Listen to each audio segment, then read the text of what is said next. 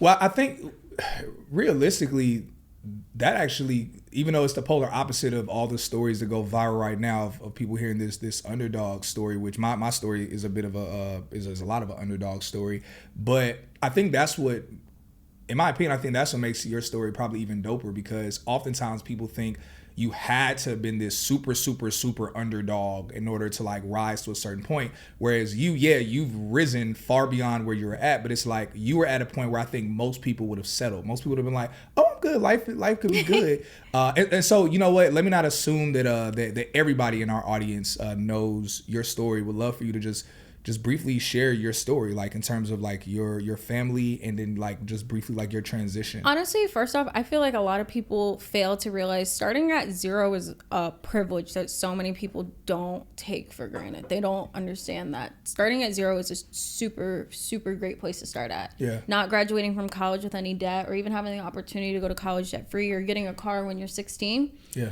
I consider that being, you know, like not being self-made in a sense. Like I tell people I'm not self-made because I feel like I started at zero. Like if I needed something, I got it. You know what I mean? Like it wasn't that I asked for it, or, you know, it was given to me. It was just kind of like if I did need it, it was available to me. Yeah. And I feel like real generational wealth is just raising a child with options. And I was a child raised with so many options, you know what I mean? Like I've never not sat courtside. I've sat courtside since I was probably 12 years old. Dang. That was just like the norm. Like, you know what I mean? Like I've never sat lower bowl, and you know, like our family vacations were in private jets, and I did go to prom in a Bentley that was not rented. It was my daddy's Bentley, you know what I mean? Like, so I feel like those are privileges that we all talk about wanting our kids to have, but nobody talks about being the kid that wasn't. Yeah, that's very true. Nobody ever asks like what happened to the kids, like they came up, like we're fine. Like you know how people, when at least when I was a kid, a lot of people would be like, oh, you're so spoiled, you're gonna fall on your face when you're an adult. Looks like I didn't fall on my face. I'm doing very, very well, and I'm a college graduate. None of my father's children have kids. I'm the oldest. None of us have kids. None of us are married. Like we were raised perfectly fine. Like you know what I mean? We're doing our thing, and we're, you know, taking our life steps correctly. You know what I mean? In the way that we were raised. Aside from the fact that I moved out for a boy, I should have never did that. He told me not to. He was totally against it, but what could you do? You can't do everything perfect. Yeah, like I was 21 years old, and I ate my words for sure. I got evicted. I literally got evicted. And you know what's crazy? I knew that it was a bad decision within 48 hours of signing the lease. I will never forget the moment I signed my lease, because it was just like, you know, that devil and angel type of feeling. I felt that when I signed my lease. I felt it. Like, so you mentioned like within 48 hours you realized like, yo, this, like I should have never signed this. Like what happened? This man like turned, like it was like a light switch. Like I don't know if he didn't expect like for me to like be living there, or like I don't know. I really don't know. Looking back, like in the moment I didn't know, but looking back, I think that he blew a lot of money, like, and I'm talking like hundreds of thousands of dollars. Like and that a lot of people always ask like why I never fell down. One, my dad kind of always put a barrier of like, hey, you're not ready for that. You're not really making enough to be doing XYZ. And two, I watched him blow hundreds of thousands of dollars and have nothing to show for it. I watched it. I was living there. You know what I mean? And he wasn't in a position to pay the rent, or he blew the money on like, I couldn't even tell you. Man, that's crazy. So it was like his stress as a man, and you have me who's never gone without. Like at all. Like to now you're like, I'm like, where are the groceries? Man. You got to really think about it. Like I'm 21 and I'm looking at you at 20. He's 25 and I'm looking at you like, where are the groceries? Yeah, exactly. Are you getting groceries? Now it's on I'm him. Hungry. So like that was just it. Like I'm hungry. Are you going to fix this? Like I was looking at him like, you're going to fix this. You fix everything else. Like, help me. And he's like, no, and he's just getting angrier, and it's just getting toxic because I'm not understanding what's going on. I'm not. It's my first real relationship. You know what I mean? You know how Andrew Tate always talks about the girls that, you know, they've never been through anything, no trauma?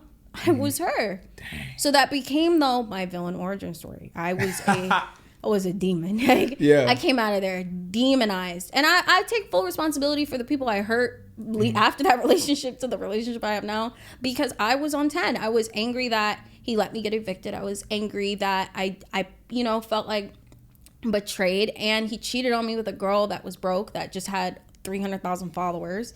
So there's a lot, you know what I mean? I always tell people, women scorn. There's nothing more powerful than a woman scorn. Because you got to think, he felt like he made me, and I felt like he broke me. So you have those two polar opposites. So it was like, now that I felt like I was pulling the knife out of my back to stab him at this point. Like, I was on 10. So it's like, now you have videos on Facebook of me starting to go viral where I said, my ex cheated on me. I made $1.2 million. Look what happened next. Then you have my ex got me evicted. There was videos, and these videos are getting 27 million views, 57 million views. And I don't even have wealthy. I don't even have wealthy college kid at this point. I'm doing straight e-com. I'm just selling things and making videos and doing direct sales. It wasn't until 2018 that I came up with Wealthy College Kid, because I noticed there was nobody in the market that was like me, that was helping people like get out of that we were really going through, evictions and car notes and just not having money for life, for survival.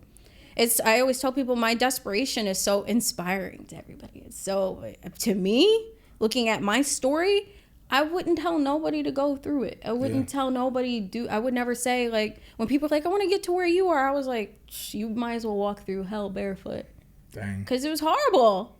Like, but I mean, it took years to, you know, peel back. That's where you get all that modern women, I can do everything by myself. Yeah, exactly. It's where it comes from. Like, those situations are where it comes from. Because I always tell people, you know, I'm at my eviction, if there were two doors, and there was the door that's like, become a boss, be a millionaire, do it yourself, and then there was like the door like, start dating another guy that makes over $500K. You don't think I would have picked the second door? Like, really? You don't think, like, I love all the women out here that are gonna like, oh, I would have did it myself. No, you wouldn't have.